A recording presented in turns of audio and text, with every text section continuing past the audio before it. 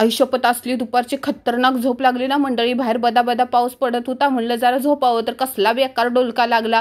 झोपून उठून बघतोय तर पाऊस पण बंद झालेला, पण हवेत गारवा, एकदम गारगार वातावरण झालेलं होतं. मस्त सांची पाराचं टायमिंग झालेलं होतं. पप्पा तोपर्यंत शेडगेवाडीवरून आठवडी बाजार करून आलेले होते. आंबे, मस्त आंब्याचा वास येत होता. टोमॅटो, अद्रक, गवती चहा, भाजी, तेलाच्या पिशव्या, सगळं काय आठवड्याचं सामान आणलेलं होतं. म्हणलं लागलीच दिवाबत्ती करावी, सगळं घर झाडलोट केलं. आता हा सांची पाराचा माझा आवडता टाइम, हे तर तुम्हाला माहिती आहे. पूर्ण घराला धूप अगरबत्ती लावायची, घरात देवाची गाणी लावायची, मन एकदम प्रसन्न आणि शांत होतं बघा. आणि हो, अजून एक सांगायचं राहिलं, पप्पाने फणस पण आणलेलं बरं का. काहीतरी 300 रुपयाचा का काहीतरी फणस, 500चे 2 फणस घेऊन आणलेले. एक तिकडं नंदुबाईला पण पोचवायचा होता ना म्हणून. आता इथं तुळशीला पण अगरबत्ती लावली. आता हे दरवाजात औदुंबराचं झाड बघा स्वतःहून उगवलेलं, त्याला पण मी पुसते. ते आता खाली बांधावर लावलंय. परत मेसेज करू नका दरवाजात नाही पाहिजे. आमच्या खालच्या वावरात आहे ना बेलाचं झाड आहे, तिथं पण लावलं बघा. आता सगळ्यांनी बोला श्री स्वामी समर्थ.